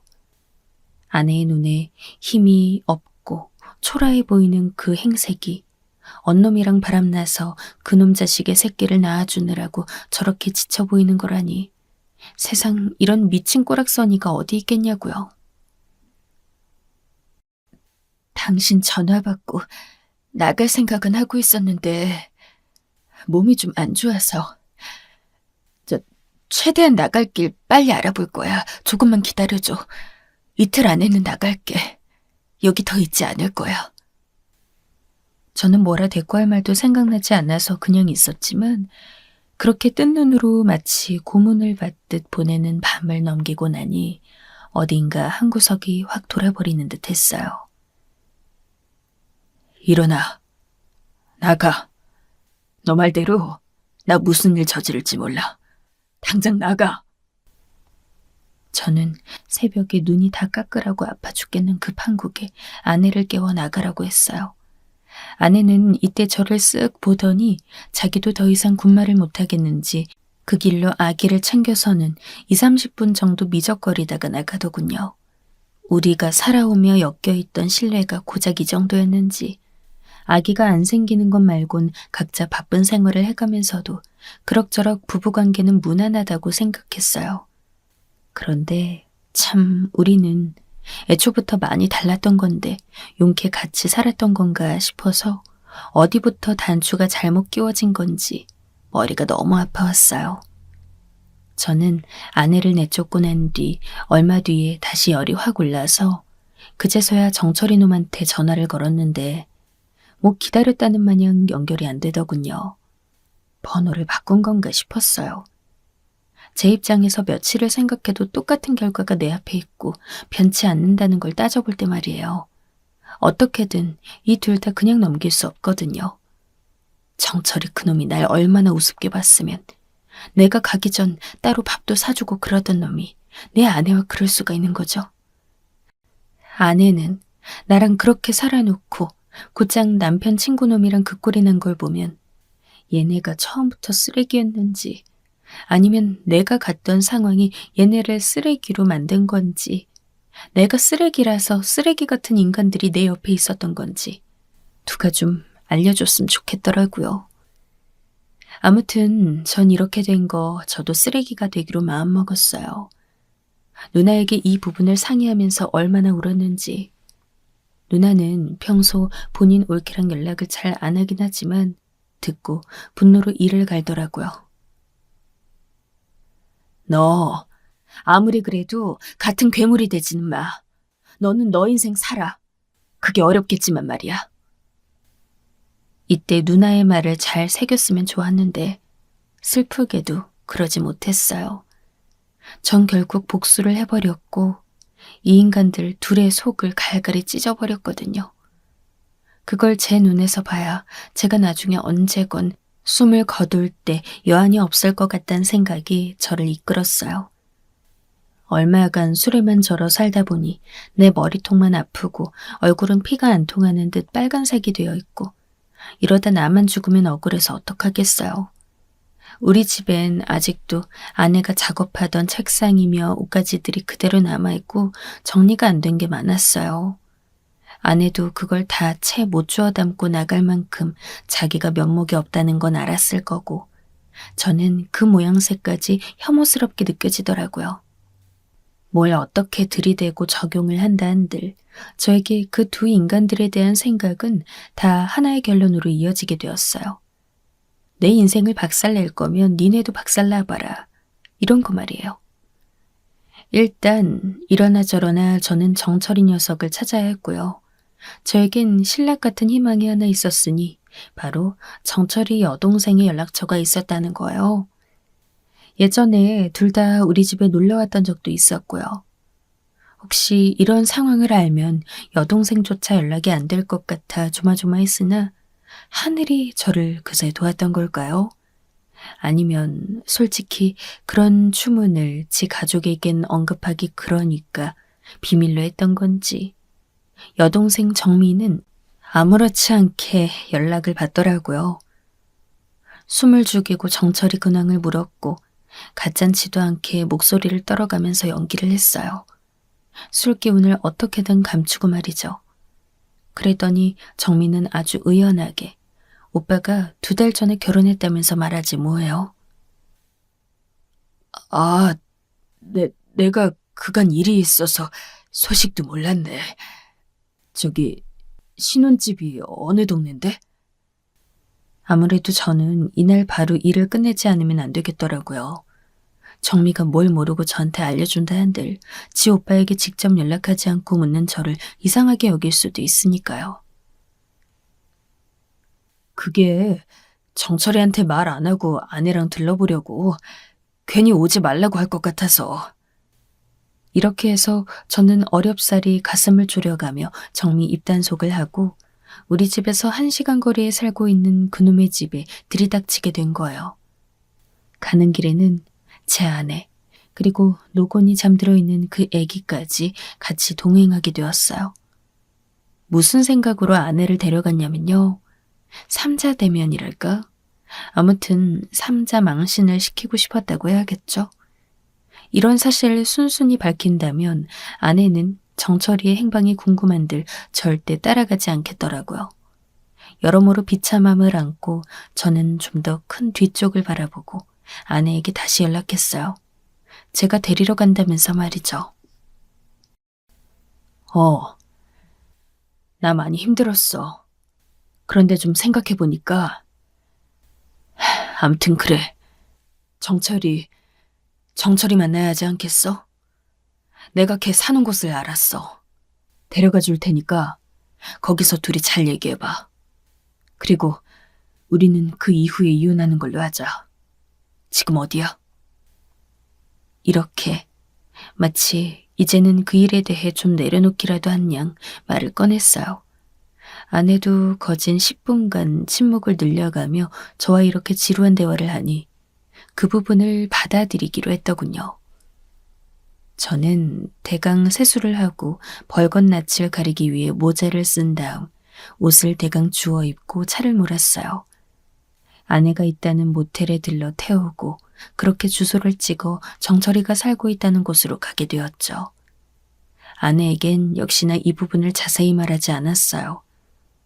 그놈이 널 버리고 새 여자랑 신혼집을 차렸단 얘기는 데려가서 눈으로 확인하게 하고 또 그 꼴을 제 눈으로 직접 봐야 성에 찰 것 같았거든요. 사실 이까짓 게 뭐 얼마나 상처가 되겠어요. 저도 길어지는 운전 내내 제가 한심하기도 하고 뭐하러 이런 노력을 공들여가며 하나 싶더군요. 그런데 그 강도가 크건 작건 이것들의 말 같지도 않은 사과나 자취를 감추는 모양새로는 제가 당장 숨을 좀 쉬고 살 만한 힘이 안 나더라고요. 눈앞에서 이것들이 당황하고 깔아뭉개지는 모습을 봐야 제가 겨우 숨이 트일 것 같았어요. 그렇게 차를 몰고 가서 한 빌라 앞에 도착을 했는데요. 시간은 이미 저녁 8시가 되어 있었어요. 혹시나 싶어 다시 정미에게 전화해서 확인했더니 말 안 했다고 걱정하지 말라고 하더라고요. 오빠들 진짜 오랜만에 보는 거겠다. 나도 오빠 본 지 벌써 4, 5년 된 것 같아. 아무튼 좋은 시간 보내. 술들 너무 마시지 말고. 어쩜 이렇게 아무것도 모르는 건지. 얘는 정말 죄고 뭐고 아무것도 없지만 저 자신을 위해서 네 오빠가 한 행위를 되갚기 위해선 얘가 희생되어 주는 게 맞겠더라고요. 아무튼 저는 그 길로 아내를 이끌고 한 계단씩 올라갔어요. 4층에 도착했고 들어가기 전 아내에게 말했어요. 정철이 여기서 산대. 할 말은 생각해놨어? 그럼 이제 벨 누른다. 그러자 아내는 그때 제 손을 한번 잡더니 고개를 팍 숙이고 말을 하는 거예요. 당신, 내가 진짜 죽일 년이야. 이런데도 굳이 이 사람 찾아놔주고 내가 정말 그때는 말 못했지만 미안해. 나 평생 당신한테 속죄하면서 살게. 이러면서 울먹거리더라고요. 이때 저는 피가 역류하는 것 같았으나 일단은 대를 위해 소를 포기해야 하니 꾹 누르고 숨을 크게 들이마셨어요. 이후 배를 거칠게 눌렀죠. 그러자 인터폰에서 웬 여자가 누구냐고 물어보더라고요. 아내의 눈은 불안하게 흔들리고 저는 속삭이듯 말했어요. 얘 동생일 거야. 동생이랑 같이 산다고 했거든. 그리고 저는 곧장 빠르게 말했어요. 저 정철이 친구예요. 열어주세요. 아내는 정미 존재도 정철이가 새로 결혼해서 살고 있는 여자의 존재도 모르고 있으니 적어도 이 문 앞에서는 적당히 속여야 했어요. 그러자 안에서 뭐라 속닥거리는 소리가 나더니 문이 확 열렸고 웬 어려 보이는 아가씨가 있더라고요. 안녕하세요. 저 정철이 친구예요. 이쪽은 제 아내고요. 여기 산다고 해서 간만에 들러봤어요. 연락도 없이 찾아와서 죄송해요. 이렇게 말하니 그 아가씨는 당황한 듯 하면서도 어쨌든 남편 친구라고 하니 머쓱해하면서 우리를 들어가게 해주더군요. 그런데 그때, 정말 그때 말이에요. 거기 도착하기 전 몇 번이나 제 마음속에서 수십 번이나 총을 쏴댔던 그 녀석이 나타난 거예요. 화장실에서 나오면서 수건으로 머리를 털어가면서 말입니다. 혜정아, 누가 왔다고? 저와 아내와 눈이 정면으로 마주친 정철이는 정말 만화의 한 장면처럼 수건을 떨어뜨리지 뭡니까? 전 애써 표정을 유지하며 인사를 건넸어요. 정철아, 오랜만이다. 나왔어. 너 결혼했다며? 정미한테 들었다. 이때 이놈의 얼굴은 진짜 무슨 서커스 하는 광대도 아니고 그 짧은 몇 초 사이 수많은 표정들이 거짓말 마냥 왔다 갔다 하더라고요. 이 와중에 아내는 우리를 안내한 그 여자가 여전히 정철이 동생인 줄 알고 있었고요. 우리 계속 서 있게 할 거야? 좀 앉게 해줘라. 물 한 잔만 줘. 이 사람이랑 나 지금 되게 피곤하거든. 이렇게 얼굴은 웃으면서도 말투는 여전히 건조하게 저는 한마디씩 옮겼고 옆에 있던 정철이 아내가 비로소 우리를 식탁 의자로 안내하더군요. 아, 참. 오빠도 손님을 이렇게 세워놓으면 어떡해.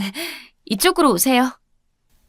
하지만 정철이는 번개라도 맞은 듯 자기 집안에서 일어난 일이 뭔지 분간이 안 되는 것 같더라고요. 저는 얼른 안으로 들어가 의자를 끌어내고 앉았고 아내도 제 옆에 앉게 했어요. 아내는 힐끔힐끔 정철이를 살피고 정철이 자식은 제 눈보다 아내의 눈빛에 더 긴장해서 애써 다른 곳으로 시선을 돌리더라고요. 어서 와서 앉아, 정철아. 얘기 좀 하자. 이때 이쪽으로 걸어오는 정철이의 두 눈엔 거의 살기가 어려 있더군요. 저도 이때만큼은 한 인간에게 격렬할 정도로 사리를 품어본 건 처음이었어요. 하지만 저는 손까딱 안 하고 이들을 돼지우리에서 뒹굴게 할 심산으로 온 것이었으니까요. 재수 씨, 둘이 사이 좋아 보이시네요. 신호는 그런 거니까요. 이렇게 제가 정철이 아내에게 말을 걸자 그때 아내가 마치 저를 귀신 보는 듯한 표정으로 퍼렇게 질려서 쳐다보더군요. 정철이랑 같이 지내는 저 어린 여자가 친동생이 아닌 애까지 낳아준 자기를 버리고 새로 장가를 들어 맞이한 여자라는 걸 알게 되었으니까요. 전 천연덕스럽게 계속 말을 이었어요. 당신도 인사해. 여기 정철이 아내분이시래. 결혼한 지 얼마 안 됐어. 아주 예쁘시네. 정철이가 눈이 높은가 봐. 그러니 결혼 상대를 그간 그렇게 동거도 하고 불륜도 하면서 고르더니 이런 참한 분을 만난 거지. 이때 아내뿐 아니라 제 앞에 정철이 아내 그리고 정철이까지 셋 다 아주 썩은 얼굴이 되어버렸어요. 그게 무슨 말씀이세요? 우리 오빠가 뭐요? 전 조금도 짖지 않고 그저 가엾은 그 아내에게 내 아내 못지않게 곧 불쌍해질 그 여자에게 친절하게 설명을 했어요. 아, 말한 그대로예요. 혹시 아기 없으시죠? 그럼 저기 양자는 어떠신가요? 요즘 입양들도 잘 하더라고요. 이쯤부터 저는 거의 참지 않고 입에 모터가 달린 듯 폭주하게 되었고 저를 제외한 3명은 이보다 지옥은 없다고 생각했는지 거의 비명을 지를 듯한 얼굴이 되었어요. 여기 우리 아내가 안고 있는 애 말이에요. 이 애기 정철이에요. 정철이는 이제 눈에 핏줄이 완전 서버렸고 아내는 이쯤 되니 자기를 이 집에 데려온 저의 의도를 알았는지 지금 뭐 하는 거냐고 겨우 한마디 토해내더군요. 전 아랑곳하지 않았어요. 이때 속도를 줄이면 재미없을 것 같더라고요. 정철이 나이도 많은데 듣기로 우리 재수 씨는 띠동갑이라면서요? 아마 정철이 녀석 자식 복은 이 애기 하나로 끊겼을 거예요. 사실 또 생겨도 문제 아니겠어요? 쌍팔년도도 아니고 배다른 자식들을 재수 씨 그 어린 나이에 어떻게 감당할 거예요? 제가 말한 대로 이 두 년놈이 저 없는 사이 눈이 맞아서 바람을 피웠답니다. 그러고도 불쌍한 제 아내를 버리고 도망가서 재수 씨한테 장가를 갔네요. 그죠? 순간적으로 저는 이때 몸이 들리는 걸 느꼈고 눈앞을 보니 정철이 녀석이 제 멱살을 잡고 이를 갈면서 습기가 차도록 욕을 하고 있더라고요. 온 상스러운 욕을 다 섞어가면서 지금 뭔 헛소리를 하는 거냐면서요. 저는 이때 정철이 손을 한 손으로 같이 잡아 움켜쥔 뒤 이 순간만 기다렸다는 말을 뱉었어요. 듣고 나니 스르륵 손을 풀면서 여전히 어깨를 벌벌 떨며 이를 갈며 저를 응시하더군요. 정철아, 너 힘 조절 잘해야 돼. 지금 여기서 나 잘못 건드리면 너 죽을 수도 있어. 내가 배 생활하면서 얼마나 얻어맞고 맷집 키웠는지 너 모르지? 나 진짜 너 잘못 쳤다가 너 죽을까봐 겁나서 안 건드리는 거야. 내가 겁나는 건 그것뿐이야. 목숨 열 몇 개 되는 거 아니면 손 치워. 아니면 한번 시험해 볼래? 그리고 전 한숨을 한번 팍 들이내쉬고 정철이 아내를 향해 말했어요. 제 말 거짓말이라고 믿고 싶죠? 그럴 거예요. 저도 여기 오기 며칠 전 우리 아내랑 저 갓난 애기 보고 그렇게 믿고 싶었거든요. 짠! 뻥! 뻥이다. 이 소리 해주길 바랐어요. 그런데요, 곧 죽어도 장난이란 말을 안 하대요. 진짜라는 거죠, 그럼? 재수 씨도 그걸 바라고 있죠? 그런데 지금 봐봐요. 본인 남편이랑 내 아내. 지금 죽어도 거짓말이다. 이게 다 뻥이었다. 이 소리 못하고 있잖아요. 안 그래요? 이 말을 하는 동안에도 저는 바보 팔푼이 같은 미련을 갖고 한 2% 정도는 이게 꿈이길 잠깐 바랐던 것 같아요. 이렇게 쌍으로 셋을 조리돌림해가며 굴욕적인 상황을 만들고 있는데도 제 분은 조금도 풀리지 않고 있었으니까요. 궁금하시면 유전자 검사라도 시켜보세요. 그런데 굳이 그런 귀찮은 일 안 해도 되게 얘네들 얼굴들이 하나같이 너무 재밌네요. 재수 씨, 이 집에 어디 작은 방에 우리 아내 살게 해주고 첩놀이 하면서 살 거 아니잖아요. 아직 애기 없다고 했죠? 그거 천운이네 정말. 이 재수 씨, 한눈에 딱 봐도 호리호리하고 예쁘장하게 생겼는데 말이죠. 이 간사하고 악마 같은 정철이 새끼가 얼마나 말로 구슬리고 포장했으면 이런 놈이랑 결혼해서 저러고 살까요? 아직 어리고 제 또래 남자들도 충분히 구애해올 만한데 말이에요. 정철이 동생 정미 말로는 올케가 되게 예쁘고 처갓집도 괜찮은 집이라고 하더라고요. 단 자기 오빠가 그에 비해 능력이 안 돼서 신혼집이 좀 작다나요. 하여간 오빠는 여자복이 많다고 하는데 그 말에 욕이 튀어오르는 걸 누르느라 어지간히 고생했어요. 어쨌든 정미에겐 고맙다고 해야겠죠. 걔 덕분에 그런 정보들을 갖고 당일날 들이받게 되었고 아내는 아주 제대로 한 방 먹은 얼굴이더라고요. 이판사판이었는지 정철이에게 마구 소리를 질러대더라고요. 그 꼴을 보는 정철이 아내는 무슨 공습 폭격이라도 받은 얼굴이었고요. 정철 씨, 어떻게 우리 아기를 두고 어떻게? 아내는 미친 듯이 소리를 질러대고 솔직히 아기는 죄가 없다지만 제 눈에 그 아기가 곱게 보일 리 있겠어요? 그냥 멍하니 보고 있다가 아기는 바닥에 내려놓고 새 인간이 서로 죽일 듯이 악을 쓰고 살기가 등등하게 오른 걸 보며 전 나왔어요. 그렇게 집으로 혼자 운전해서 오는 길. 저는 왜 차 안에서 그렇게 수도꼭지 나사 빠진 듯 울었던 걸까요? 원래 제가 생각한 계획은 이렇게 찌질하고 등신같이 우는 그림이 아니었는데 말이에요. 누가 악을 저지르고 복수를 했으면 통쾌해야 하는데 그냥 쓰레기장에서 간신히 몸만 건사해서 거짓골로 나온 느낌이 들었어요. 중간에 차를 세워두고 또 통곡하다가 온몸에 진이 다 빠질 것 같아 다시 노래를 크게 틀고 억지로 힘을 쥐어짜서 집까지 왔어요. 그러고 집에 들어와 불 꺼진 집에서 아무것도 켜지 않고 그냥 벌렁 들어누웠어요. 그렇게 지내기를 시간이 한참 흘렀고 도통 기운을 못 차리겠네요. 주변을 둘러보니 세상에 뭐 이런 똥 같은 경우가 많은 건지 저랑 비슷한 사리의 사람들이 너무나 많더라고요. 사실 진짜 도움을 얻으려면 그 속에 들어가서 뭐라도 당장 해야 했을 텐데 그냥 전 좀 넋두리를 하고 욕을 하고 싶었어요. 그나마 아내랑 정철이는 각각 박살이 난 것 같아 제 딴엔 다행이라 생각해요. 아내가 집에 있는 짐을 조금만이라도 챙겨가면 안 되냐고 전화를 해와서는 정철이의 이혼 소식을 얼핏 알리더군요.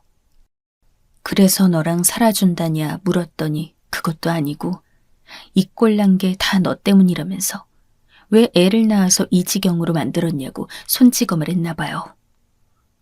둘이서 서로 물어뜯고 죽이건 말건 전 이제 관심 없습니다.